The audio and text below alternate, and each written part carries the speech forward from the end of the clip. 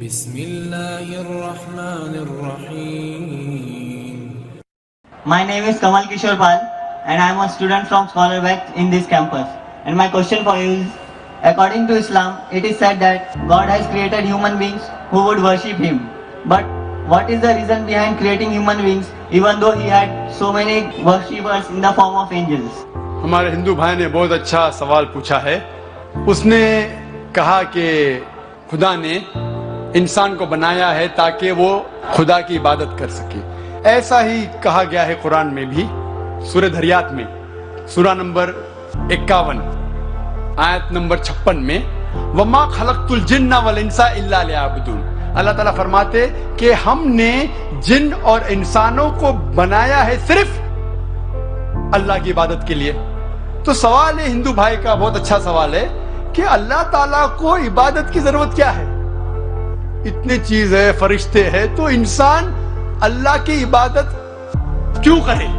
کیا اللہ کو ضرورت ہے؟ بہت اچھا سوال ہے, بہت اہم سوال ہے. مثال کے طور پہ ہم کہتے ہیں اللہ اکبر, اللہ بڑا ہے, اللہ مہان ہے. ہم اللہ مہان بولنے سے اللہ مہان نہیں ہو جاتا ہے. ہم بولے یا نہ بولے اللہ مہان ہے, اللہ اکبر ہے. ہم چاہے بولے یا نہ بولے اللہ کو فرق نہیں پڑتا.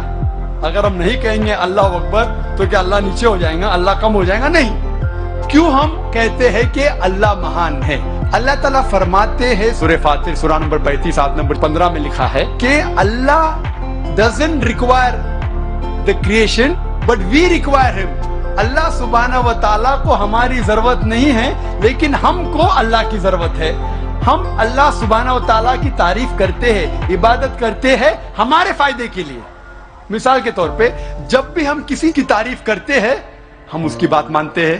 مثال کے طور پہ اگر آپ کی والدہ کو ہارٹ اٹیک ہوتا ہے اور آپ جانتے ہیں کہ ایک ہارٹ اسپیشلسٹ جو دنیا میں سب سے بہتر ہے وہ آپ کے پاس آتا ہے یا موجود ہے, اور ایک کویک ہے, ایک اجنبی انسان, اگر وہ اجنبی انسان آپ سے کچھ کہیں گا کہ آپ کے والدہ کو بچانے کے لیے یہ چیز کرو, اور ایک مشہور ہارٹ اسپیشلسٹ جو آپ بھی جانتے ہیں اگر وہ کہیں گا کہ آپ کے والدہ کو بچانے کے لیے یہ کرو, آپ کس کی بات مانیں گے؟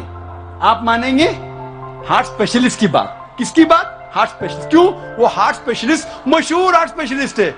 اسی طریقے سے ہم جب اللہ کی عبادت کرتے ہیں, ہم مسلمان, ہم اللہ کی تعریف کرتے ہیں, الحمدللہ رب العالمین الرحمن الرحیم مالک یوم الدین, سب تعریف کرتے ہیں اللہ کی. جب ہم تعریف کرتے ہیں کہ وہ حاکم ہے, وہ رحمت والا ہے, وہ سب سے بڑا ہے, سب سے زیادہ جاننے والا ہے, تو اللہ کو تو فرق نہیں پڑتا ہے. لیکن ہم جب ان کی تعریف کرتے ہیں اس اللہ کی, تو اللہ جو اپنی کتاب قرآن مجید میں ہدایت دے رہا ہے ہم اس کے اوپر عمل کرتے ہیں.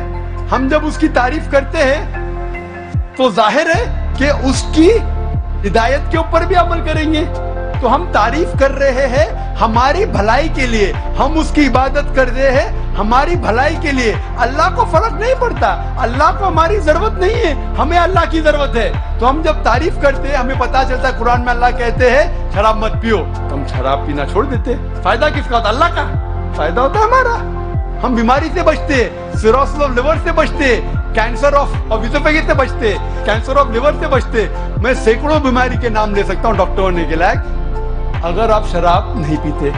اللہ تعالیٰ کہتا ہے کہ جوا مت کھیلو, فائدہ کس کا ہے؟ ہمارا, اللہ کا تھوڑی. تو ہم اللہ کی عبادت کرتے ہیں ہمارے فائدے کے لیے تاکہ ہم آخرت میں سفلتا پائے. اللہ تعالیٰ کہتے ہیں سورہ ملک میں سورہ نمبر 67 آیت نمبر 2 میں, الذی خلق الموت والحیات, اللہ نے موت اور زندگی بنائی تاکہ وہ یہ جان لے کہ ہم میں سے کون اچھا ہے اور ہم اس امتحان میں سفلتا پا سکے. تو ہم اللہ کی عبادت کرتے ہیں ہمارے فائدے کے لیے, اللہ کو کوئی فرق نہیں ہوتا. Hope that answers the question. Mic number 2 سے ہمارے بھائی سوال کریں. میری گزارش ہے اس طرف اگر کوئی نان مسلم بھائی ہمارے ہیں تو پہلے ان کو سوال کرنے کا موقع دیں. میرا نام ستی سنگھ ہے. میں پہلے تو ڈاکٹر ذاکر صاحب کو دھنیہ واد دینا چاہوں گا کہ جنہوں نے آج بہت اچھی تقریر کی.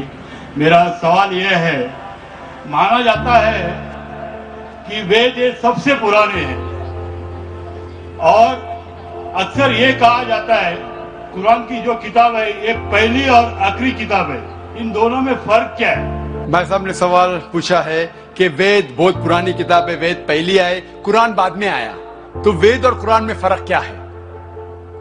और अब ये भी पूछ सकते हैं कि क्या हम कह सकते हैं कि वेद खुदा का कलाम है?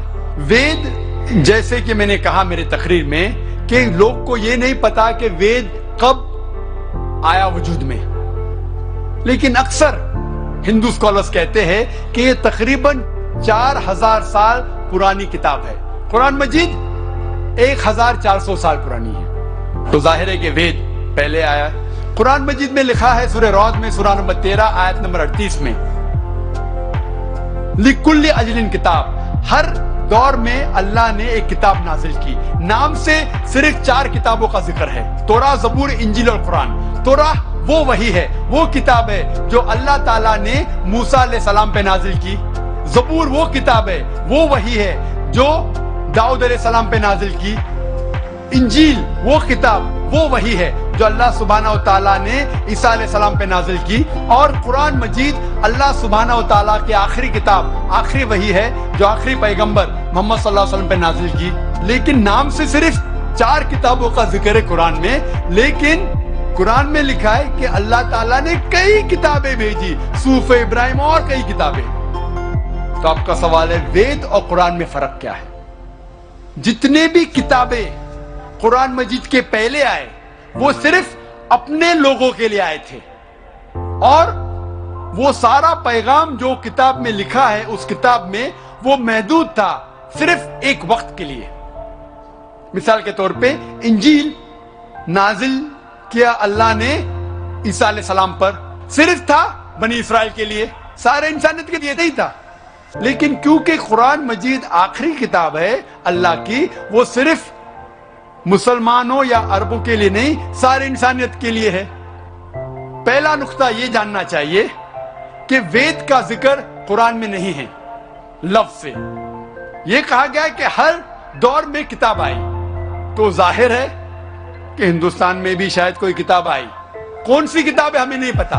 वेद का जिक्र न कुरान में है न सही हदीस में। लेकिन इसीलिए मैं ये नहीं कह सकता हूं कि वेद खुदा का कलाम है, 100% नहीं कह सकता हूं, क्योंकि नाम से वेद का जिक्र कुरान में मौजूद नहीं। मैं ये कह सकता हूं कि हो सकता है, मे बी वेद खुदा का कलाम है, हो सकता है, नहीं भी हो सकता, मुझे नहीं पता। लेकिन अगर वेद अल्लाह का कलाम था, अगर मान लो बहस के तौर पे, if we agree for sake of argument, क्या वेद खुदा का कलाम है, तो सिर्फ वो उस वक्त के लिए था और उन लोगों के लिए था, आज के लिए नहीं। आज हमें मानना चाहिए आखिरी कलाम, आखिरी किताब कुरान मजीद में। वेद अगर मान लो खुदा का कलाम था भी, तो सिर्फ उस वक्त के लिए था और उन लोगों के लिए था।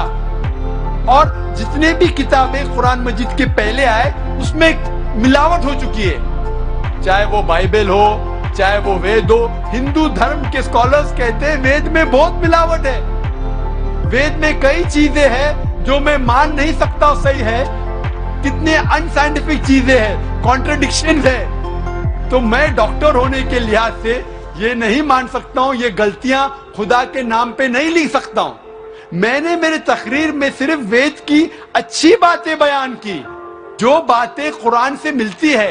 कुरान के और एक नाम है फुरकान। फुरकान मतलब हक और बातिल के दरमियान फर्क करने की किताब। तो जो चीज कुरान से मिलती है हमें कोई एतराज नहीं मानने के लिए क्या ये पोर्शन, ये भाग वेद का खुदा की तरफ से है।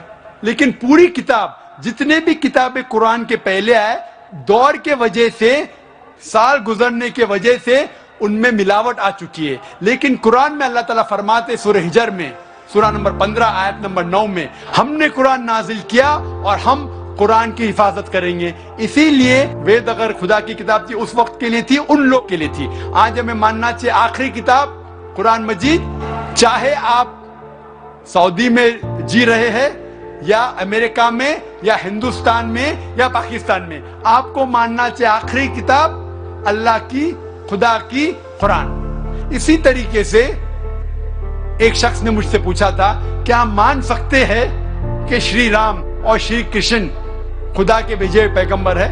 قرآن میں آتا ہے سورہ فاتر سورہ نمبر 35 آیت نمبر 24 میں کہ اللہ نے ہر قوم کے پاس ایک پیغمبر بھیجا ہے. نام سے صرف 25 پیغمبروں کا ذکر ہے قرآن میں، صرف 25.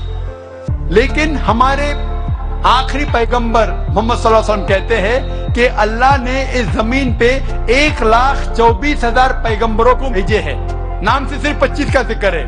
تو اگر کوئی شخص مجھ سے پوچھتا ہے کہ شری کرشن یا شری رام کیا پیغمبر ہو سکتے ہیں خدا کے، تو میں یہ کہہ سکتا ہوں کیونکہ ان کا نام قرآن میں موجود نہیں ہے، ہو بھی سکتے ہیں نہیں بھی ہو سکتے ہیں.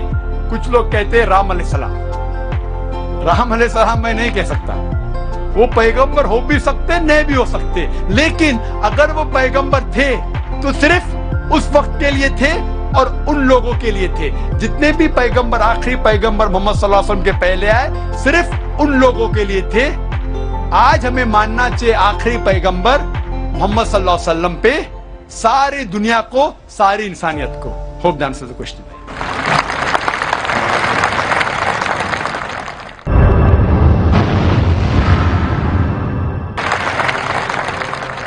I am Kalpana and I am an engineer by profession. Zakir Naik, in your speech you have mentioned that Hindu is a geographical definition. Then is it okay to call Muslim as a Hindu? Rather, I would like to ask whether a Muslim would like to be called as a Hindu. بہن نے اچھا سوال پوچھا ہے کہ ہندو ایک geographical definition ہے، تو کیا میں پسند کروں گا اپنے آپ کو ہندو بولنا؟ کیا مسلمان اپنے آپ کو ہندو بول سکتے؟ جیسے میں نے کہا ہندو کے 2 ڈیفینیشن ہیں. جیوگرافیکل وائز بے شک میں ہندو ہوں کیونکہ میں بھارت دیش میں رہتا ہوں. جیوگرافیکل ہندو کے معنی وہ شخص جو ندی سندھو یا ندی انڈس کے پاس رہتا ہے اور میں اس دیش میں رہتا ہوں، اور میں گرو سے کہہ سکتا ہوں کہ میں انڈین ہوں. I am proud to be an Indian. اگر میں اس کا ترجمہ کرتا ہوں تو جیوگرافیکلی میں ہندو ہوں، لیکن ریلیجیسلی اگر آپ مجھ سے پوچھتے ہیں کیا میں ہندو ہوں، کیا میں ہندو دھرم کی کتابوں میں مانتا ہوں، ساری چیزوں پہ عمل کرتا ہوں، تو میں دھارمک طور سے ہندو نہیں ہوں. کیونکہ میں مطالعہ کر چکا ہوں، اس میں کئی چیزیں صحیح بھی، کئی غلط بھی ہے، کئی ٹکراؤ ہے، تو اس کو میں قبول نہیں کر سکتا. تو جیوگرافیکلی میں ہندو ہوں، دھارمک طور سے میں ہندو نہیں ہوں. جیوگرافیکلی میں ہندو ہوں اور ساتھ ساتھ مذہبی میں مسلم ہوں، کیونکہ میں ساری خواہشات، ساری رضا میری اللہ کے حوالے کر چکا ہوں، اسے کہتے ہیں مسلم. So I am a Muslim religiously. Geographically, I am an Indian, which you can say geographically I am a Hindu, but not religiously. Hope that answers the question. Hello, I am Rubina Attar, and my question to you is, though there are many similarities in Islam and Hinduism, when a Muslim girl marries a Hindu boy, it is not accepted by our society, though she might succeed in bringing him to Islamic way of living. Yet, when a Muslim boy marries a Hindu girl, converts her to Islam, but later on she never accepts Islamic etiquettes, so what should be done? Please, can you suggest steps or measures which should be there in such marriages? بہن نے سوال پوچھا ہے کہ جب ایک مسلم مرد ہندو عورت سے شادی کرتا ہے اور اسے کنورٹ کرتا ہے، بھلے وہ اسلام مذہب کو فالو نہ کر سکے تو بھی کوئی تکلیف نہیں، لیکن جب ایک مسلمان خواتین ایک ہندو مرد سے شادی کرتی ہے تو ایکسیپٹڈ نہیں ہے. یہ غلط فہمیاں ہیں. صحیح میں ہمیں دیکھنا چاہیے کہ قرآن میں کیا لکھا ہے. قرآن میں لکھا ہے سورہ بقرہ میں سورہ نمبر 2 آیت نمبر 221 میں کہ اے مومنو، اے مسلمانوں، کوئی بھی مشرک عورت سے شادی مت کرو جب تک وہ ایمان نہ لائے. ایک مسلمان عورت، ایمان والی عورت، چاہے وہ کتنی بھی بدصورت ہو، چاہے وہ جھاڑو والی ہو، وہ ایک مشرک سے بہتر ہے. اگر آپ کو کوئی مشرک یا مومنہ سے شادی کرنا ہے تو قرآن میں لکھا ہے کہ مومنہ سے کیجئے, مسلم عورت سے کیجئے. اگر مشرک ہے تو جب تک وہ ایمان نہ لائے اس سے شادی کرنا حرام ہے, کیونکہ ایک مومن عورت بھلے وہ جھاڑو والی ہے, کتنی بھی بدصورت ہو, لیکن اگر ایک مشرکہ ہے, چاہے وہ سب سے خوبصورت عورت ہو دنیا میں, سب سے مالدار ہو, ایک مومن جس کے پاس ایمان ہے وہ اس مشرکہ سے بہتر ہے. اس کے آگے لکھا ہے کہ مومن عورت, ایک مسلم عورت کوئی مشرک مرد سے شادی نہیں کرنا چاہیے تب تک جب تک وہ ایمان نہ لے کے آئے. ایک مومن مرد بھلے وہ جھاڑو والا ہو, بدصورت ہو, لیکن ایک مشرک مرد سے بہتر ہے. اسلام میں نہ کوئی مسلم عورت یا مرد کوئی بھی مشرک سے, کوئی بھی غیر مسلم سے شادی نہیں کر سکتے جب تک وہ ایمان نہ لے کے آئے. تو دونوں کیس میں irrespective whether the Muslim is a girl or a boy, when they marry the opposite partner should become a Muslim. اس کی وجہ یہ ہے, مثال کے طور پہ جب گاڑی چلتی ہے, اگر گاڑی کا ایک پہیہ سائیکل کا ہے اور ایک پہیہ ٹرک کا ہے تو گاڑی چل ہی نہیں سکتی. اسی لیے ہم مسلمان مانتے ہیں کہ ہمارے آخرت کے لیے ہمیں اللہ پہ ایمان لانا چاہیے اور شرک نہیں کرنا چاہیے, اور جو ہدایت اس قرآن میں دی گئی ہے اس کے اوپر عمل کرنا چاہیے. اگر میرا لائف پارٹنر, اگر میری اردھانگنی بولتے بیٹر ہاف کو, بیٹر ہاف, اگر میرا بیٹر ہاف جہنم میں جائے گا تو کیسا شوہر ہوں میں؟ If I love my wife, I would like my wife to go to Jannah. ہم جب کہتے ہندی میں اردھانگنی, بیٹر ہاف ان انگلش, پتنی, بیوی, ہم یہ چاہیں گے کہ جس سے ہم پیار کرتے ہیں وہ بھی جنت میں جائے. تو اسی لیے ہمیں پہلے یہ دیکھنا چاہیے کہ جس سے ہم شادی کرتے, چاہے وہ لڑکی یا لڑکا ہو, مرد یا عورت ہو, پہلے ہمیں یہ جاننا چاہیے کہ اس کے اصول اس دنیا میں جینے کے اس آخری کتاب قرآن مجید کے مطابق ہے, پھر ہی ہم اس سے شادی کر سکتے اور ہم آخرت میں سفلتا پا سکتے. Hope the answers the question. Sir, میں رویندر شیڑگے اسٹوڈنٹ ہوں. آپ سے پوچھنا چاہتا ہوں کہ دونوں ریلیجس میں آپ نے اتنی سملرٹی بتائی, تو کبھی نہ کبھی یہ لوگ ایک چھت کے نیچے ہو سکتے ہیں, تو بائیفرکیشن ان میں کب سے ہوا؟ بھائی صاحب نے اچھا سوال پوچھا کہ اتنے سملیرٹیز ہے ہندو دھرم اور مذہب اسلام میں, تو یہ بائیفرکیشن کب ہوا؟ ایک چھت میں کیوں نہیں رہ سکتے تھے؟ یہ بائیفرکیشن کیا انگریز نے. میں نے تقریر کے آخر میں کہا تھا یہ انگریز اس کے ذمہ دار ہے, ان کی پالیسی تھی ڈیوائڈ اینڈ رول. نہیں تو عام طور پہ میرے بہت سے ہندو دوست ہیں, ہندو بھائی میرے دوست ہیں, کبھی مجھ سے نفرت نہیں کرتے. کئی ہندو مجھے ٹی وی پہ دیکھتے, میں ہندوازم کے بارے میں تقریر کرتا ہوں, جب مجھے دیکھتے تو میری عزت کرتے. کسٹم میں جب میں باہر دیش سے آتا ہوں, او ڈاکٹر ذاکر نائک, جو بھی کہیں گے سچ کہیں گے, سچ کے سوا کچھ نہیں کہیں گے. جیسے کہ میں کورٹ میں جا کے کتاب کے اوپر ہاتھ رکھ رہا ہوں, وہ جانتے ہیں میں مسلمان ہوں, میری ٹوپی, میری داڑھی, کوئی بھی مجھ سے یہ نہیں کہے گا کہ میں ہندو دھرم کا ماننے والا ہوں, لیکن میری عزت کرتے. کیوں؟ کیونکہ میں حق کی بات کرتا ہوں. یہ انگریز لوگ نے چنگاری ڈالی اور ہمیں بٹوایا, لیکن وہ ذمہ دار ہے, دوسرے ذمہ داری ہماری بھی ہے. اگر کوئی ہم میں جھگڑا پیدا کرنا چاہتا ہے اور ہم اس کے جال میں آ جاتے تو غلطی ہماری بھی ہے. انگریز تو چلے گئے لیکن اپنی غلط چیزیں چھوڑ گئے. اسی لیے میں کہتا ہوں پولیٹیشین سے, آپ دنگے فساد کیوں کرتے؟ لیکن میری یہ درخواست ہے کہ کم از کم آپ اپنی دھرم کی کتاب کو پڑھو. اختلاف ہے, میں یہ کہوں گا کہ ہندو دھرم اور مذہب اسلام میں اختلاف نہیں ہے تو میں سب سے بڑا جھوٹا ہوں. انٹرفیت ڈائلاگ ہوتے, سارے سرو دھرم ایک, وہ ہندو آ کے کہتا ہے کہ ہندو بھی صحیح, عیسائی بھی صحیح, اسلام بھی صحیح. عیسائی پریسٹ آ کے کہتا ہے سارے دھرم ایک ہے, ہندو بھی ایک ہے, کرسچینٹی بھی ایک ہے, اسلام بھی ایک ہے. کوئی مسلم کو پکڑتے بکرے کو اسٹیج پہ لے کے آتے, وہ مسلم بھی کہتا ہے سارے دھرم ایک ہے, ہندو بھی ایک, کرسچینٹی بھی ایک اور اسلام بھی ایک.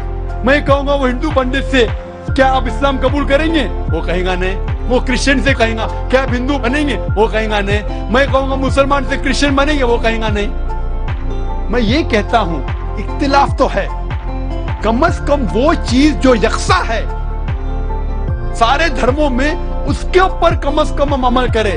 میری ایک درخواست ہے, کم از کم آپ اتنا مان لو کہ دنیا میں کم از کم ایک کتاب خدا کی ہے اور 100% صحیح ہے. ہندو بولے گا مجھے اعتراض نہیں, وہ ہندو کہیں گا مجھ سے مجھے اعتراض نہیں, ویدا پوری صحیح کتاب ہے. وہ کرسچن کہیں گا مجھے اعتراض نہیں بائبل کو ماننے میں, بائبل خدا کی کتاب ہے 100% صحیح. مسلم آ کے کہیں گا قرآن صحیح ہے. کسی کو اعتراض نہیں, میں کسی کو چوٹ نہیں پہنچا رہا ہوں. پھر میں کہتا ہوں کہ جو یہ تینوں کتابوں میں یکساں ہے, بائبل میں, وید میں, قرآن میں, کم از کم اس کے اوپر تو عمل کرو. بائبل میں بھی لکھا ہوا ہے, وید میں بھی, قرآن میں بھی خدا ایک ہے. نہ خدا کا لڑکا ہے, نہ خدا کا والد ہے, نہ جنا ہے, نہ کسی کو جنتا ہے. بت پرستی حرام ہے, بائبل میں بھی لکھا ہے, وید میں بھی لکھا ہے, قرآن میں بھی لکھا ہے. پیغمبر آنے والے, بائبل میں لکھا ہے, قرآن میں, وید میں. محمد صلی اللہ علیہ وسلم آنے والے, وہ بھی لکھا ہے. محمد صلی اللہ علیہ وسلم کے پر عمل کرو, وہ بھی لکھا ہے. تو جو چیز اختلاف کے اس کو چھوڑ دو, کم از کم جو چیز یکساں ہے اس کے اوپر تو عمل کرو. تو میں جھوٹ موٹ کا یہ نہیں بول رہا ہوں کہ سارے دھرم ایک ہے. میں تقابل مذاہب کا طالب علم ہوں. اگر میں ایسا کہوں گا تو سب سے بڑا جھوٹ کہہ رہا ہوں. میں یہ کہتا ہوں کہ آپ کے کتاب کا مطالعہ کرو, کم از کم جو چیز یکساں ہے اس کے اوپر عمل کرو. جو ڈفرینسز ہے, اختلاف ہے, اس کو بعد میں دیکھیں گے.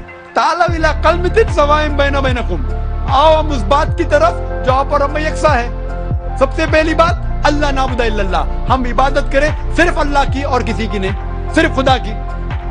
تو میں یہ کہہ رہا ہوں کہ یکسانیت ہے, اس کو ہم جانیں, اس کے اوپر عمل کریں. اور اگر آپ وید پڑھیں گے, وید میں لکھا ہوا ہے ایک آنے والا ہے پیغمبر, اس کا نام ہے نرشنسا, وہ قورما ہے. ایک کل کے اوتار آنے والا ہے, وہ آپ کو سیدھے راستے پہ لے کے جائے. کل کے اوتار محمد صلی اللہ علیہ وسلم, اس پہ نازل ہوئی قرآن.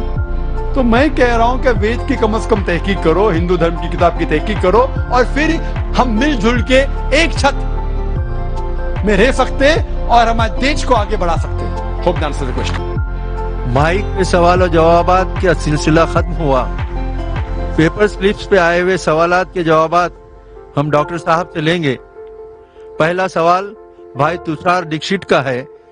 آپ پوچھتے ہیں کہ آپ نے تو اپنے بھاشن میں ایمان کے پلرز کے بارے میں بتایا, کیا اسی طرح اسلام کے پلرز کے بارے میں کچھ ہے جو ہندو دھرم سے سامانتائیں رکھتی ہیں؟ بھائی تشار کا سوال تھا کہ میں نے تقریر میں اسلام میں جو ایمان کے ارکان ہیں اور ہندو دھرم میں ان دونوں کے بیچ یکسانیت ہے اس کا ذکر کیا. کیا ہندو دھرم اور اسلام کے ارکان میں یکسانیت ہے کوئی؟ جیسے میں نے تقریر میں فرمایا تھا کہ ساری یکسانیت کا ذکر کرنے کا وقت نہیں تھا, لیکن جب ہم تحقیق کرتے ہیں اسلام میں جو پلرز ہے, اسلام میں جو ارکان ہیں, اور ہندو دھرم میں یکسانیت کافی ہے. اللہ کے رسول محمد صلی اللہ علیہ وسلم فرماتے ہیں صحیح بخاری میں جلد نمبر 1 کتاب الایمان چیپٹر نمبر 1 حدیث نمبر 8 میں, اسلام 5 ارکان پہ مبنی ہے. اسلام کے 5 ارکان ہے. نمبر 1 لا الہ الا اللہ محمد رسول اللہ, توحید کے بارے میں. نمبر 2 صلاح. نمبر 3 زکوٰۃ. نمبر 4 صوم. اور نمبر 5 حج. پہلے رکن کا ذکر تو تقریر میں کر چکا ہوں میں, لا الہ الا اللہ محمد رسول اللہ, کہ خدا ایک ہے, ہمیں بت پرستی نہیں کرنا چاہیے اور صرف خدا کی عبادت کرنا چاہیے, اور آخری پیغمبر ہے محمد صلی اللہ علیہ وسلم. دوسرا رکن اسلام کا ہے اقیم الصلاح, ٹو اسٹیبلش صلاح. صلاح کی تفصیل کرنے کا وقت نہیں ہے, لیکن صلاح کا اہم جو بھاگ ہے وہ ہے سجدہ, اور سجدہ کا ذکر قرآن مجید میں 92 टाइम्स आता है। और अल्लाह ताला फरमाते हैं सूरह अल इमरान में सूरा नंबर 3 आयत नंबर 43 में, या मरियम मुक़नुती रब्बी की वस्जुदी वरक़ई मर्रा यकीन, ऐ मेरी आप सिजदा करो और रुकू करो उन लोगों के साथ जो रुकू करते हैं। अल्लाह ताला फरमाते सूरह हज में सूरा नंबर 22 आयत नंबर 77 में, या अल्लज़ीना आमनू, ऐ ईमान वालो रुकू करो और सजदा करो और अल्लाह की इबादत करो ताकि आप सफलता पाए। सजदा का कई जगह जिक्र है। जब हम हिंदू धर्म की किताब पढ़ते हैं, हिंदू धर्म की किताब में जिक्र आता है साष्टांग का। साष्टांग,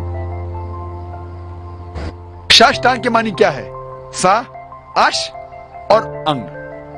स के साथ आष्ट आया है, आष्ट की मानी है 8 और अंग की मानी है जिस्म का हिस्सा। तो साष्टांग के मानी है 8 जिस्म के हिस्से। उसका मतलब है जब अल्लाह की इबादत करते हैं, खुदा की इबादत करते हैं, तो 8 जिस्म के हिस्से लगना चाहिए।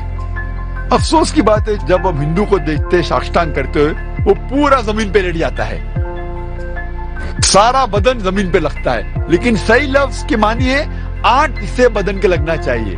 जब हम सजदा करते हैं तो हमारे 8 बदन के हिस्से लगते हैं जमीन को। माथा, नाक, 2 हाथ, 2 घुटने और 2 पैर, 8 हिस्से। हम जब सिजदा करते हैं उसी तरीके से इबादत का तरीका दिया गया है हिंदू धर्म की किताबों में। तीसरा रुकुन ज़कात, कि हर मुसलमान जो 85 ग्राम 85 ग्राम सोना से ज्यादा उसके पास बचत है, उसे हर कमरी साल 2.5% खैरात में देना चाहिए। और ज़कात की मानी है टू ग्रो, टू प्योरीफाई, बढ़ावा, पाक करना। अगर हर अमीर इंसान दुनिया में ज़कात दे तो गरीबी हट जाएंगी, कोई भी इंसान भूख के मारे नहीं मरेगा। और कुरान में आता है सूरह अल हशर में सूरा नंबर 59 आयत नंबर 7 में कि ज़कात इसलिए है ताकि वेल्थ, जायदाद, माल सिर्फ अमीरों के बीच न घूमे। The wealth does not circulate only amongst the rich. और जब हम पढ़ते हैं ऋग्वेद में किताब नंबर 10 पाठ नंबर 117 मंत्र नंबर 5 में लिखा है कि आप दान दो, क्योंकि पैसा ऐसी चीज है जो आज एक इंसान के पास है, कल दूसरे इंसान के पास है। जिस तरीके से गाड़ी का पहिया घूमता है उस तरीके से माल घूमता है।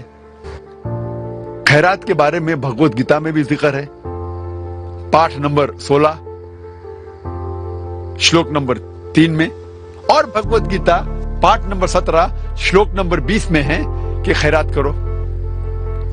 चौथा अरकान सोम, हर बालिग मुसलमान को जिसकी सेहत अच्छी है उसे रोजा रखना चाहिए, खाना और पीना से परहेज करना चाहिए फजर से लेके मगरिब तक और पूरे रमजान के महीने तक। और कुरान में जिक्र आता है सूरह बकरा में सूरा नंबर 2 आयत नंबर 183 में 183 में, fasting has been prescribed to you as it was prescribed to those who came before you so that you may learn self restraint। रोजा आप पर फर्ज करार दिया है जिस तरीके से पहले लोगों पर फर्ज करार दिया गया था, ताकि आप लोग परहेजगार बनो। रोजा इसीलिए करार दिया गया है फर्ज ताकि लोग परहेजगार बने। आज के साइकोलॉजिस्ट कहते हैं कि if you can control your hunger you can control almost all your desire. अगर आप भूख पे काबू पा सकते हैं तो आप अपने सारे ख्वाहिशों पर काबू पा सकते हैं। रोजे रखने के कई फायदे हैं। अगर आप सही तरीके से रोजा रखें, जिस तरीके से इस्लाम में जिक्र आता है, पूरे महीने तक, एक कमरी महीने तक تو سائنس آج کہتی ہے آپ کا انٹسٹینل ایبزارپشن بڑھتا ہے, آپ کا کولیسٹرول لیول کم ہوتا ہے, اور روزے میں, رمضان کے مہینے میں کئی غلط عادتیں آپ کے دور ہو جاتی ہے. اگر آپ سگریٹ پینا چھوڑ سکتے ہیں فجر سے لے کے مغرب تک, پھر انشاءاللہ پیدائش سے موت تک کے آپ سگریٹ پینے کی ضرورت نہیں آپ کو. اگر آپ شراب سے پرہیز کر سکتے ہیں فجر سے لے کے مغرب تک, تو شراب کو آپ کو چھونے کی ضرورت ہی نہیں پیدائش سے موت تک کے. روزے کا ذکر ہندو دھرم کی کتابوں میں بھی ہے, لیکن ہندو دھرم میں کئی قسم کے روزے ہیں. ایک قسم جس کا ذکر آتا ہے منوسمرتی میں, پاٹ نمبر 6 شلوکا نمبر 24 میں لکھا ہے آپ روزہ رکھو 1 مہینے تک. باقی کئی قسم کے روزے موجود ہے ہندو دھرم کی کتابوں میں. جب آپ پڑھتے منوسمرتی, اس میں ذکر آتا ہے روزے کا پاٹ نمبر 4 اور شلوک نمبر 222 میں, اور پاٹ نمبر 11 شلوک نمبر 204 میں بھی. 5واں رکن اسلام کا 5واں رکن ہے حج.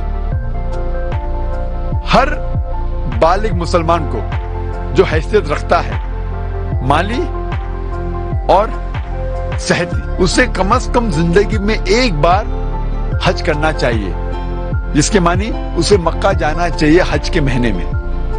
اور حج ایک سب سے اچھا ایگزامپل ہے عالمی بھائی چارے کا, best example of international brotherhood, universal brotherhood.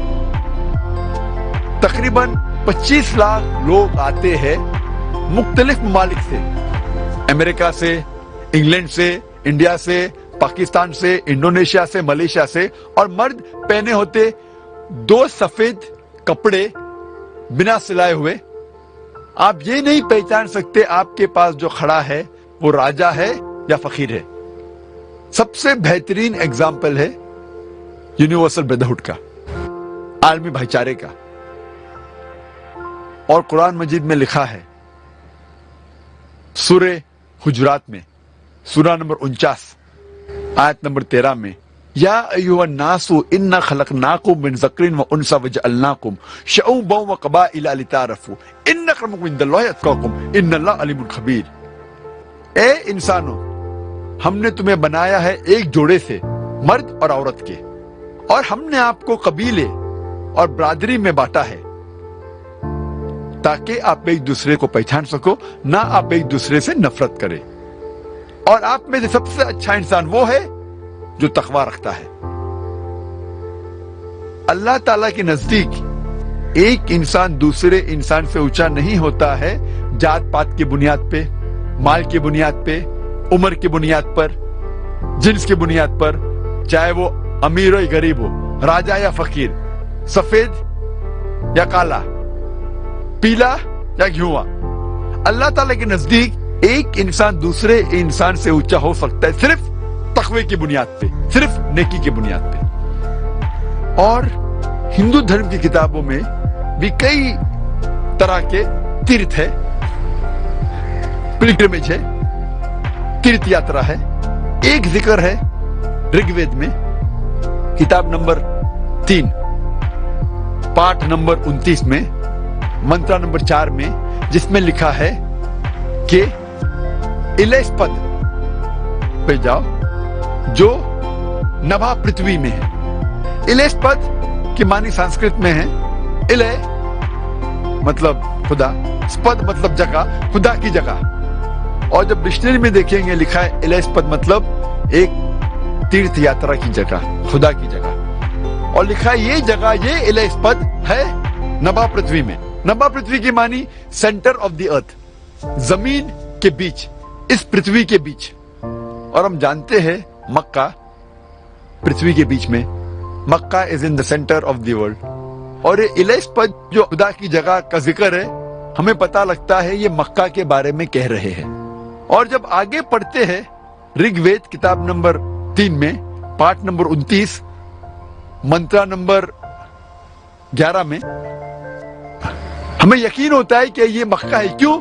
اس میں ذکر آتا ہے نرشنسا کا, جو میں تقریر میں کہا نرشنسا, وہ آدمی جو پرشنسا کے لائق ہے, تعریف کے لائق ہے, جس کے معنی محمد صلی اللہ علیہ وسلم. تو جب الیس پد آیا, نبا پرتھوی آئے, محمد صلی اللہ علیہ وسلم آئے, تو کوئی شک نہیں باقی رہتا ہے کہ یہ جگہ جس کا ذکر ہے وید میں وہ ہے مکہ کے بارے میں.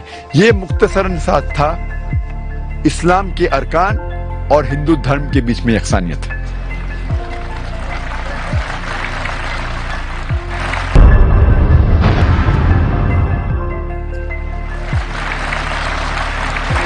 بھائی پرشوتم کا سوال ہے, ہمارے ہندو دھرم کے پنڈت آچاریہ یہ جانتے ہیں کہ وید اور ہندو دھارمک کتابوں میں مورتی پوجا منع ہے, لیکن ہم شروع میں اتنے مضبوط نہیں رہتے, اس لیے ہمارے ذہن کو کانسنٹریٹ کرنے کے لیے مورتی کی ضرورت پڑتی ہے. جب ذہن میچیور ہو جائے تب مورتی کی ضرورت نہیں.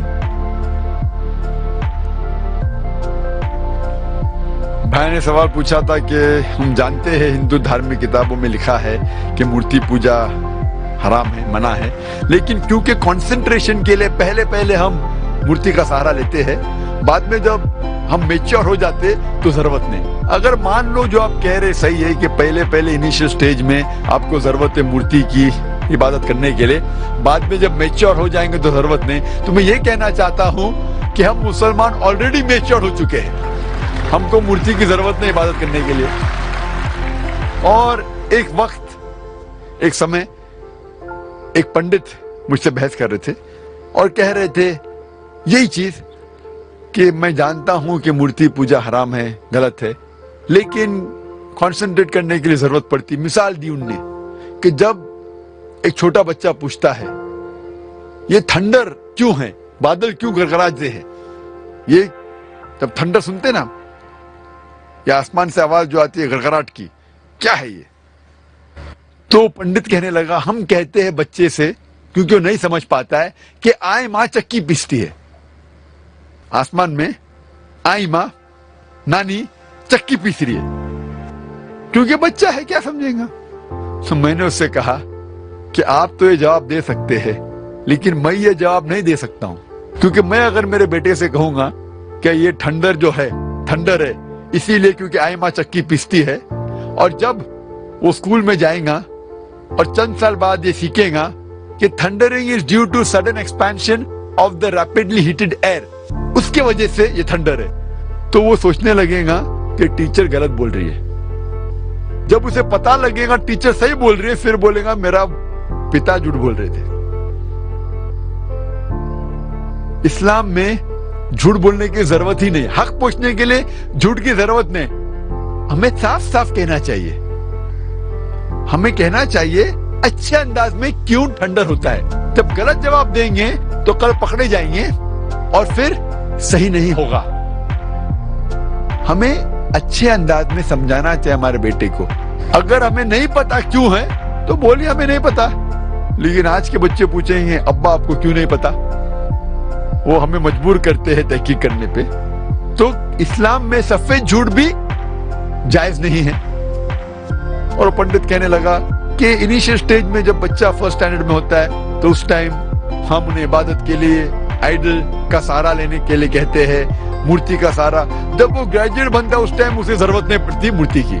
تو میں اس پنڈت سے کہا جب بھی ہم میتھمیٹکس سکھاتے ہیں بچے کو فرسٹ سٹینڈرڈ میں, بیسکس جو فنڈامنٹل سکھاتے فرسٹ سیکنڈ تھرڈ میں وہ مضبوط ہونا چاہیے. جب فنڈامنٹلز ہی غلط ہے تو عمارت تو بالکل غلط ہوں گی. فنڈامنٹلز کبھی غلط نہیں ہو سکتے. میتھ جب سکھا رہے تو آپ ٹریگنومیٹری, لاگرتھم وہ بعد میں سکھائیے, الجبرا, لیکن بیسک تو صحیح سکھائیے. فرسٹ اور سیکنڈ میں کہ 2 + 2 = 4. اگر میرا بچہ کہیں گا 2 + 2 = 5, میں کہوں گا نو پرابلم. آپ جب 10th اسٹینڈرڈ میں آئیں گے اس ٹائم میں کہوں گا 2 + 2 ≠ 5 = 4. یہ غلط ہے. ہمیں بنیادی بات صحیح طریقے سے پڑھانا چاہیے. اور وید میں بنیادی بات ہے کہ ایشور, خدا کا کوئی بھی پرتیما نہیں ہے, کوئی بھی آئیڈل نہیں ہے, کوئی بھی امیج نہیں ہے. تو یہ ہم کس طریقے سے کہہ سکتے کہ پہلے چلیں گا بعد میں صحیح کروں.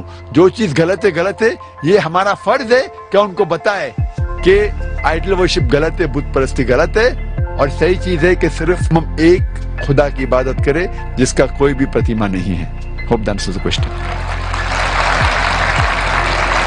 अगला सवाल प्रकाश कुलकर्णी का है.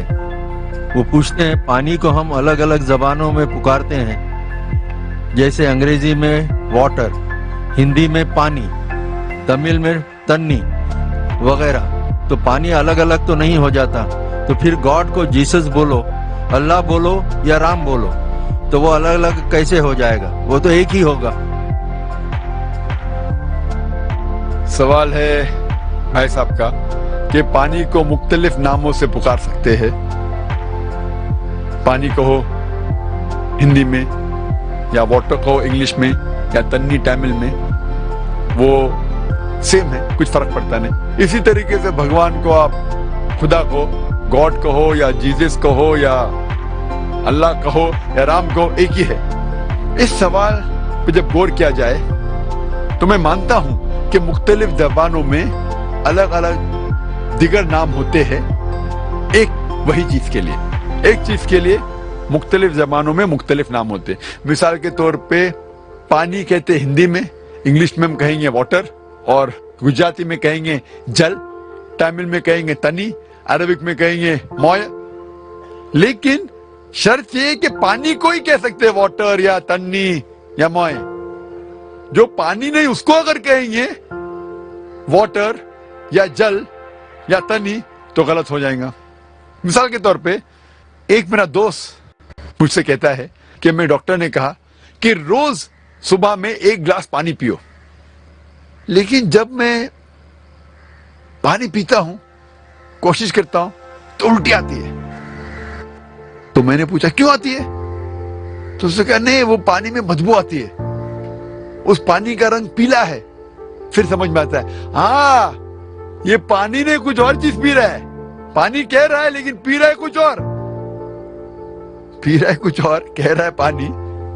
मैं लफ्ज में कहना चाहता हूं, वो पानी जिसको कह रहा है वो पानी ही नहीं, वो पेशाब है.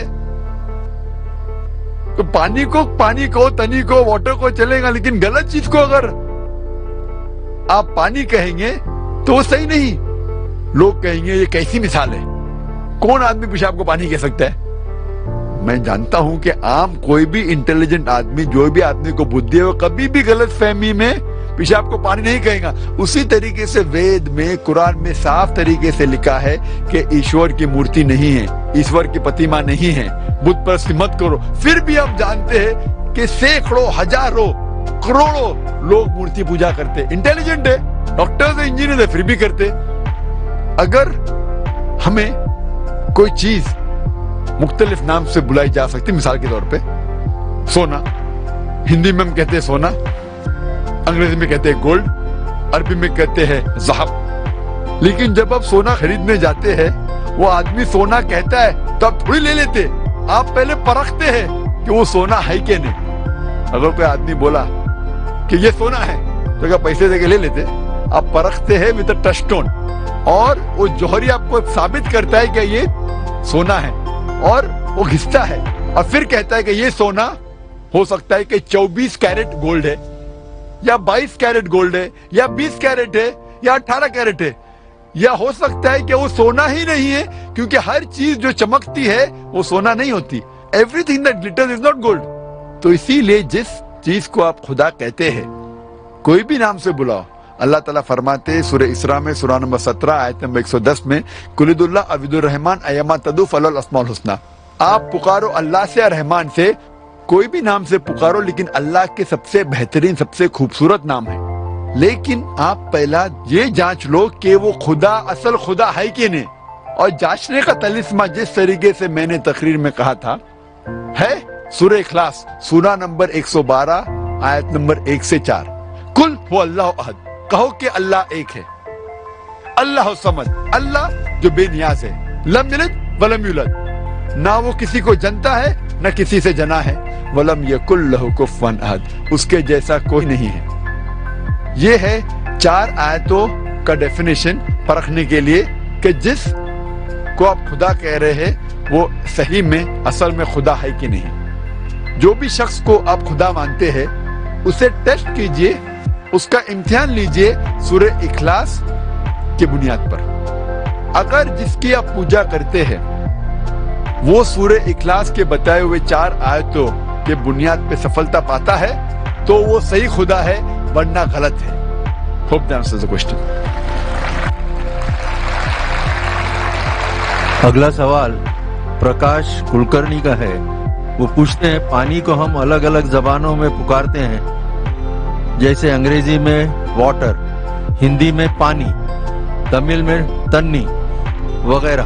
تو پانی الگ الگ تو نہیں ہو جاتا, تو پھر گاڈ کو جیسس بولو, اللہ بولو یا رام بولو, تو وہ الگ الگ کیسے ہو جائے گا؟ وہ تو ایک ہی ہوگا.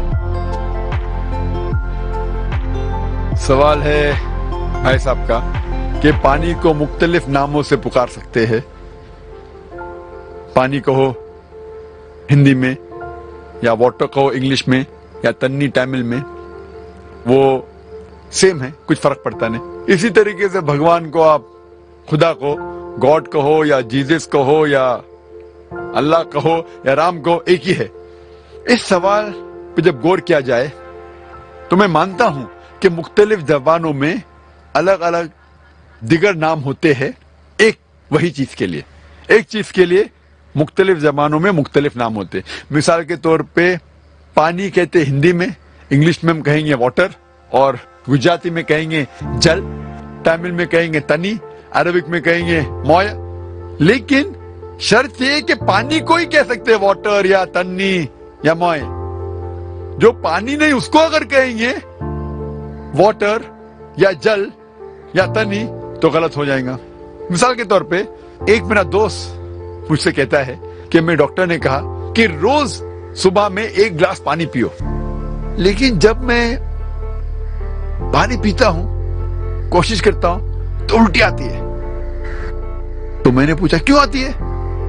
تو اس نے کہا نہیں, وہ پانی میں بدبو آتی ہے, اس پانی کا رنگ پیلا ہے.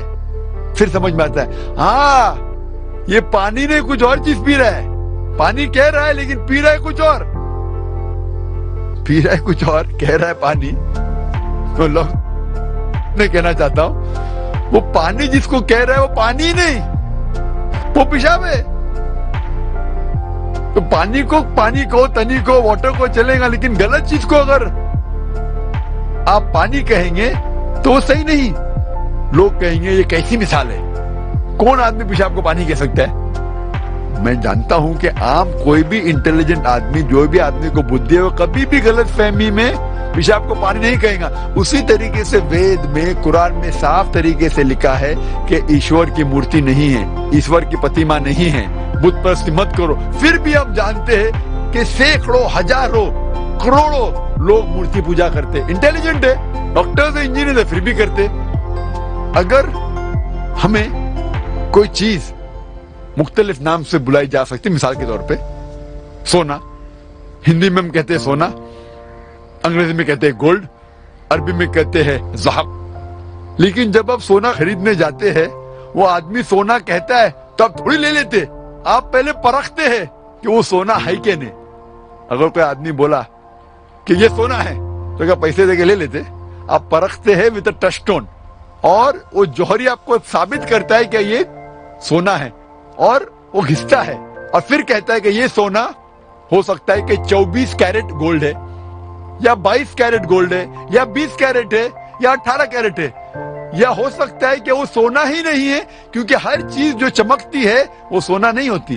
Every thing that glitters is not gold. تو اسی لیے جس چیز کو آپ خدا کہتے ہیں کوئی بھی نام سے بلاؤ. اللہ تعالیٰ فرماتے سورہ اسراء میں, سورہ نمبر 17 آیت نمبر 110 میں, قل ادعوا اللہ عبد الرحمن ایما تدعوا فلہ الاسماء الحسنی. آپ پکارو اللہ سے, رحمان سے, کوئی بھی نام سے پکارو, لیکن اللہ کے سب سے بہترین, سب سے خوبصورت نام ہے. لیکن آپ پہلا یہ جانچ لو کہ وہ خدا اصل خدا ہے کہ نہیں. اور جانچنے کا طلسمہ جس طریقے سے میں نے تقریر میں کہا تھا ہے سورہ اخلاص, سورہ نمبر 112 آیت نمبر 1 سے 4. قل هو اللہ احد, کہو کہ اللہ ایک ہے. اللہ الصمد, اللہ جو بے نیاز ہے. لم یلد ولم یولد, نہ وہ کسی کو جنتا ہے نہ کسی سے جنا ہے. ولم یکن لہ کفوا احد, اس کے جیسا کوئی نہیں ہے. یہ ہے 4 آیتوں کا ڈیفینیشن پرکھنے کے لیے کہ جس کو آپ خدا کہہ رہے ہیں وہ صحیح میں اصل میں خدا ہے کہ نہیں. جو بھی شخص کو آپ خدا مانتے ہیں اسے ٹیسٹ کیجئے, اس کا امتحان لیجئے سورہ اخلاص کی بنیاد پر. اگر جس کی آپ پوجا کرتے ہیں وہ سورہ اخلاص کے بتائے ہوئے 4 آیتوں کے بنیاد پہ سفلتا پاتا ہے تو وہ صحیح خدا ہے, ورنہ غلط ہے. Hope that answers the question. اگلا سوال راجیش کا ہے. وہ پوچھتے ہیں اگر اسلام کے معنی امن ہے تو کیوں جہاد یعنی قتل و غارت گری کا قرآن میں حکم ہے جبکہ ہندو دھرم میں امن کی بات کہی گئی ہے؟ بھائی صاحب نے کہا کہ قرآن میں کیوں قتل کے بارے میں کہا گیا ہے جب اسلام مذہب امن کا اور ہندوازم میں امن کے بارے میں کہا گیا ہے. اکثر ہندو پوچھتے ہیں کہ قرآن میں جہاد کے بارے میں کیوں لکھا گیا ہے, کیوں قتل کے بارے میں لکھا گیا ہے. بہت سے لوگوں غیر مسلم اور مسلم کو غلط فہمی ہے یہ لفظ جہاد کے بارے میں. جہاد آتا ہے لفظ جہادہ سے جس کے معنی ہے جد و جہد کرنا. لوگوں کو غلط فہمی ہے کہ کوئی بھی جنگ, کوئی بھی مسلمان اگر کوئی بھی جنگ لڑ رہا ہے چاہے خود کے فائدے کے لیے ہو, چاہے اپنے نام کے لیے ہو, چاہے مال کے لیے, اسے کہتے ہیں جہاد. جہاد کے معنی یہ نہیں کہ کوئی بھی مسلمان کوئی بھی جنگ لڑ رہا ہے چاہے خود کے فائدے کے لیے ہو, خود کے نام کے لیے ہو, خود کے مال کے لیے ہو. جہاد آتا ہے لفظ جہادہ سے جس کے معنی ہے جد و جہد, ٹو اسٹرائیو, ٹو اسٹرگل.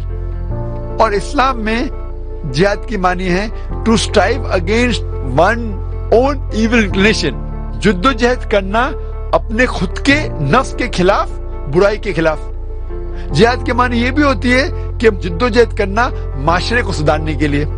جہاد کے معنی یہ بھی ہوتی ہے کہ جنگ کے میدان میں اپنے آپ کو بچانے کے لیے جد و جہد کرنا.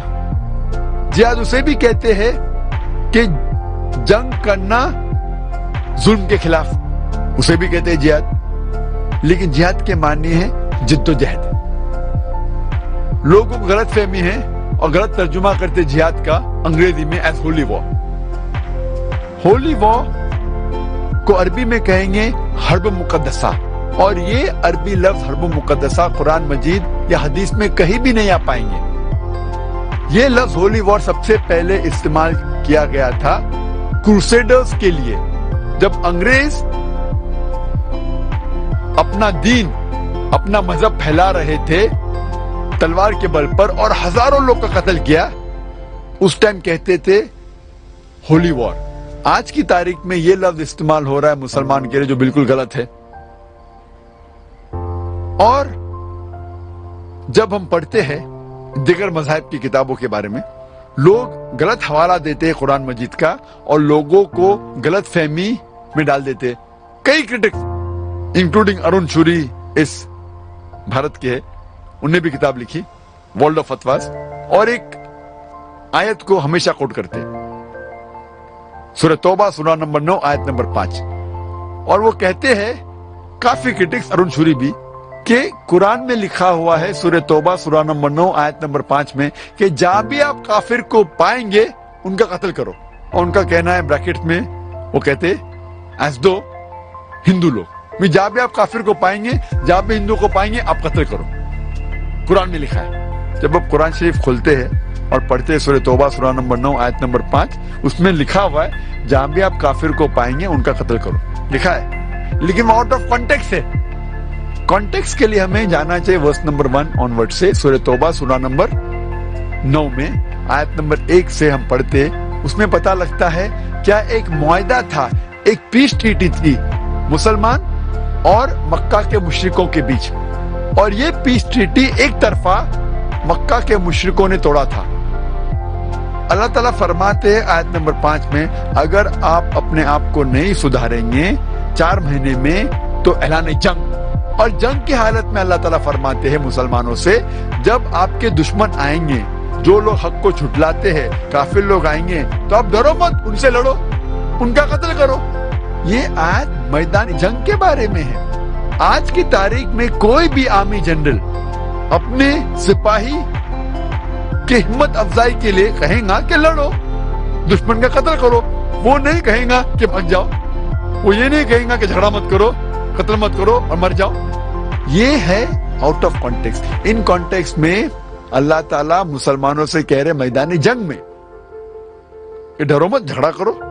اور ارون شوری اپنی کتاب ورلڈ آف فتوا میں آیت نمبر 5 سے جم مارتا ہے آیت نمبر 7 پر. کیوں؟ آیت نمبر 6 میں اس کے بیماری کا جواب ہے. آیت نمبر 6 میں اللہ تعالیٰ فرماتے اس کے بعد، لیکن اگر کافر، اگر مشرک امن چاہتا ہے اسے دے دو. امن چاہتا ہے تو اسے اللہ کا کلام سننے دو اور حفاظت کے ساتھ ایک محفوظ جگہ تک پہنچاؤ. اللہ تعالیٰ یہ نہیں کہتے کہ اسے جانے دو، لیکن اگر وہ کافر امن چاہتا ہے تو اس کو حفاظت کے ساتھ ایک محفوظ جگہ پر لے جاؤ. آج کی تاریخ میں سب سے دیالو آرمی جنرل یہ کہیں گا کہ دشمن کو جانے دو. کوئی بھی یہ نہیں کہے گا دشمن کو حفاظت کے ساتھ محفوظ جگہ پر چھوڑاؤ. لیکن قرآن مجید میں لکھا ہے جب بھی آیت آتی ہے قرآن مجید میں قتل کے بارے میں یا اس ٹائپ کے جہاد کے بارے میں، قتال کے بارے میں، فوراً اگلی آیت میں اکثر آتا ہے امن سب سے بہتر ہے. سورہ انفال میں پڑھو، سورہ نمبر 8 آیت نمبر 60 میں لکھا ہے کہ تیار ہو جاؤ، کافر کے خلاف جھگڑا کرو. اس کے بعد آتا ہے اگر امن چاہتے ہو بہتر ہے. تو یہ کرٹکس آؤٹ آف کانٹیکسٹ کوٹ کرتے اور لوگ کو بہکاتے ہیں. میرا طریقہ ہے جس طریقے سے قرآن مجید میں اللہ تعالیٰ فرماتے تعالوا الی کلمۃ سواء بین بینکم، آؤ ہم اس بات کی طرف جو آپ اور ہم میں یکساں ہے. میں ہندوؤں سے کہتا ہوں کہ آپ جب مہابھارت پڑھیں گے، مہابھارت میں کئی منترز ہے جھگڑنے کے بارے میں، لڑنے کے بارے میں، قتال کے بارے میں، قتل کے بارے میں. اور اگر ہم تحقیق کریں گے تو قرآن سے کئی گنا زیادہ مہابھارت میں ہے قتل کے بارے میں. تو ہندو مجھ سے کہتا ہے لیکن ذاکر صاحب قتل کے بارے میں یہ جو شلوکاز ہے، منترز ہے مہابھارت میں، وہ حق اور باطل کے درمیان ہے. قرآن میں بھی وہ ہے. تو ہندو بھائی مجھ سے کہتا ہے تو مجھے قرآن سے کوئی اعتراض نہیں، کیونکہ وہ مہابھارت کے بارے میں جانتا ہے. حوالہ دیتے تو قرآن بھی قبول کرتا ہے. ایسے جنگ سے مجھے کوئی شکایت نہیں. اور جب بھگوت گیتا پڑھتے ہیں، بھگوت گیتا ایک نصیحت ہے شری کرشن دے رہے ارجن کو.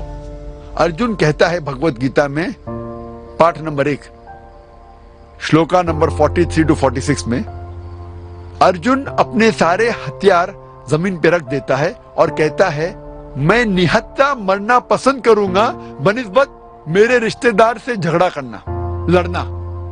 ہم جانتے ہیں مہابھارت ایک لڑائی کے بارے میں ہے کورو اور پانڈو کے بیچ، اور جنگ کے میدان میں ارجن اپنے ہتھیار رکھ دیتا ہے اور کہتا ہے میں نہتا مرنا پسند کروں گا بنسبت اپنے رشتہ داروں سے جھگڑا کروں، لڑوں. فوراً بعد Bhagavad Gita part number 2 shloka number 2 اور 3 میں شری کرشن کہتے ہیں اے ارجن، ایسے غلط خیالات کیسے آئے تجھ میں؟ اس سے سورگ سے دور جائیں گے، نرک میں جائیں گے. How could such impure thought come in your mind? It will take you away from the planet of heaven. How could you be so important? اور آگے پڑھتے ہیں تو لکھا ہے بھگوت گیتا پارٹ نمبر 2 میں منترا نمبر شلوک نمبر 31, 32, 33 میں شری کرشن کہتے ہیں ارجن سے شتریہ کا دھرم ہے کہ وہ لڑے اور کامیاب ہے بلیسڈ دو شتریہ، وہ لوگ کے اوپر اچھائی آئے، وہ شتریہ جس کو جھگڑنے کا موقع ملتا ہے، لڑنے کا موقع ملتا ہے. اگر شتریہ نہیں لڑے گا تو وہ گناہ کر رہا ہے، اگر لڑے گا تو جنت میں جائے گا. اور بہت سے کرٹکس آف اسلام جو اسلام کے بارے میں اسلام کے خلاف کتاب لکھتے ہیں، وہ ایک حدیث پیش کرتے ہیں محمد صلی اللہ علیہ وسلم کی جو صحیح بخاری میں سے ہے، جلد نمبر 4 کتاب الجہاد پارٹ نمبر 2 حدیث نمبر 46 جس میں محمد صلی اللہ علیہ وسلم فرماتے اگر مجاہد جنگ کے میدان میں اس کا قتل ہو جاتا ہے تو جنت جائیں گا. اگر زندہ واپس لوٹتا ہے تو اسے اس دنیا کا مال ملے گا. بہت سے غیر مسلمان اس حدیث کا اعتراض کرتے کیسا دھرم ہے یہ اسلام, کیسا مذہب ہے جس میں لکھا ہے کہ اگر آپ جنگ کے میدان میں جائیں گے اور مر جائیں گے تو آپ کو جنت ملیں گی, سورگ ملیں گی, واپس آئیں گے تو آپ کو دولت ملتی ہے. جب ہم بھگوت گیتا پڑھتے, Bhagavad Gita part number 2 shloka number 37 میں لکھا ہے, شری کرشن کہتے ہیں ارجن سے, اے ارجن اٹھو اور لڑو, اگر جنگ کے میدان میں تمہارا قتل ہوگا تو آپ سورگ میں جائیں گے, اگر زندہ واپس آئیں گے تو اس دنیا کی دولت ملیں گی. ہو بہو جو صحیح بخاری میں محمد صلی اللہ علیہ وسلم کہتے ہیں وہی شری کرشن ارجن سے کہتے ہیں. میں یہ سوچتا ہوں کہ کیسے یہ کرٹکس آف اسلام میں یہ ارون شوری خود کی کتاب نہیں پڑھا, نہ بھگوت گیتا نہ مہابھارت, اور قرآن کے بارے میں خلاف لکھنے لگا. افسوس کی بات ہے, خود کی کتاب پڑھیں گے تو جواب ملے گا. تو اسی لیے ہر مذہب میں جب ضرورت ہے کسی کا قتل کرنا غلط ہے. قرآن مجید میں ذکر آتا ہے سورہ مائدہ میں سورہ نمبر 5 آیت نمبر 32 میں, اگر کوئی بھی انسان کوئی دوسرے انسان کا قتل کرتا ہے, چاہے وہ مسلم ہو یا غیر مسلم ہو, وہ ایسا ہے کہ سارے انسانیت کا قتل کر رہا ہے.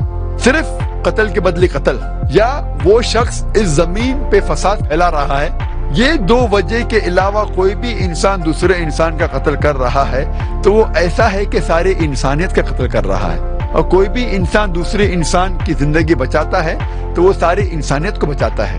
تو قتل کرنا ایک انوسنٹ آدمی کا حرام ہے. لیکن جب وقت قتل کے بدلے قتل یا جنگ کے میدان میں جہاں ضرورت ہے ظلم کے خلاف لڑنا, تو بھگوت گیتا میں بھی اس کا ذکر ہے, مہابھارت میں بھی, بائبل میں بھی ہے. تو اگر ہم کانٹیکسٹ پڑھیں گے تو صحیح علم آپ کو لگ جائے گا اسلام میں کیا کہا گیا ہے جہاد کے بارے میں. Hope the answers the question. Paper slip پر آئے ہوئے سوالات کا یہ آخری سوال ہے. سندیپ سوال کرتے ہیں کہ کیا ہم سب یہ نہیں جانتے کہ خدا سب کچھ کر سکتا ہے, تو پھر منشیہ کیوں نہیں بن سکتا؟ اکثر لوگ کہتے ہیں کہ خدا سب کچھ کر سکتا ہے, تو سوال ہے وہ منشیہ آدمی کیوں نہیں بن سکتا؟ بحث کے طور پہ اگر مان بھی لیتے اللہ سب کچھ کر سکتا ہے, مانتے ہیں بحث کے طور پہ, تو اللہ منشیہ کیوں نہیں بن سکتا ہے, انسان کیوں نہیں بن سکتا ہے؟ اگر خدا منشیہ بنا, انسان بنا, تو وہ خدا نہیں رہتا ہے. کیوں؟ کیونکہ خدا اور منشیہ, خدا اور انسان کی کوالٹی, صفات بالکل الگ ہے. خدا کی نہ شروعات ہے لیکن انسان کی شروعات ہے. ایک شخص جس کی شروعات ہے اور شروعات نہیں بھی ہے, یہ تو ناممکن ہے. اگر God becomes man, he ceases to be God. اگر خدا آدمی بن جاتا ہے تو خدا نہیں رہتا ہے, کیونکہ خدا کی شروعات نہیں, آدمی کی شروعات ہے. How can you have a godman? ایک شخص جس کی شروعات ہے اور شروعات نہیں بھی ہے, اٹ از میننگ لیس. خدا کا انت نہیں ہے, آدمی کا انت ہے. اگر آپ کہیں گے کہ ایک شخص ہے جس کا انت نہیں ہے اور انت ہے بھی, اٹ از میننگ لیس, یہ بنا کوئی معنی کے ہے. خدا immortal ہے, human being they are mortal. How can you have a person who is mortal and immortal at the same time? It doesn't make sense. خدا کو کھانے کی ضرورت نہیں ہے, انسان کو کھانے کی ضرورت ہے.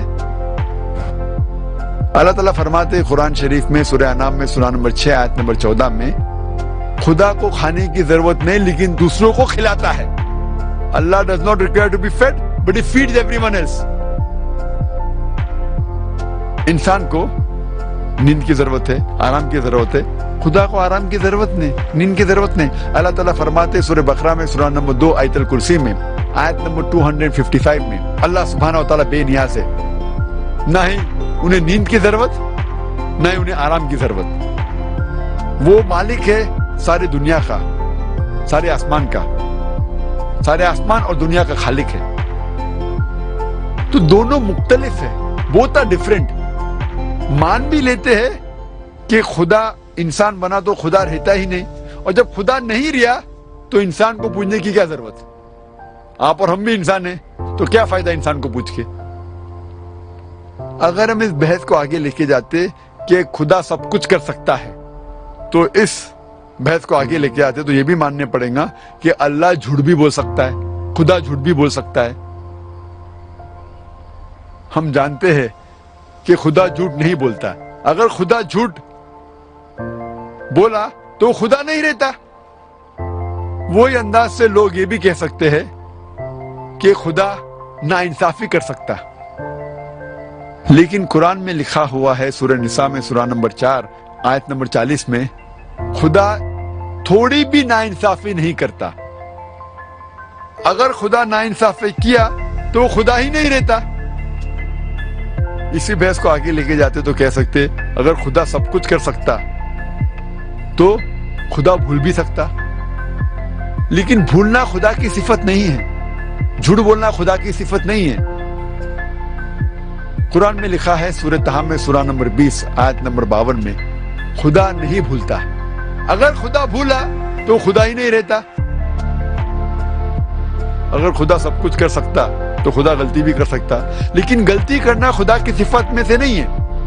اللہ تعالیٰ فرماتے سورہ طہ میں سورہ نمبر 20 آیت نمبر 52 میں کہ خدا کبھی بھی غلطی نہیں کرتا. اگر غلطی کیا تو خدا ہی نہیں.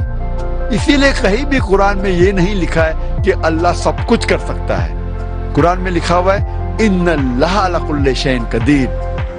اللہ has power over all things. Allah سب چیزوں پہ قائم ہے. Allah has power over all things. He has power over all things. طاقت ہے سب چیزوں پہ. اور اس کا ذکر کئی جگہ قرآن میں ہے. سورہ بقرہ سورہ نمبر 2 آیت نمبر 106، سورہ بقرہ سورہ نمبر 2 آیت نمبر 109، سورہ بقرہ سورہ نمبر 2 آیت نمبر 284، سورہ ال عمران سورہ نمبر 3 آیت نمبر 29، سورہ نحل سورہ نمبر 16 آیت نمبر 77، سورہ فاتر سورہ نمبر 35 آیت نمبر 1 میں لکھا ہے ان اللہ علی کل شیء قدیر. اور بے شک اللہ سارے چیز پہ قائم ہے. Allah has power over all things. لیکن قرآن میں یہ بھی لکھا ہے سورہ بروج میں سورہ نمبر 85 آیت نمبر 16 میں Allah is doer of all what he intends. Allah جو بھی چاہتا ہے کر سکتا ہے. اللہ لیکن سب کچھ نہیں کرتا ہے.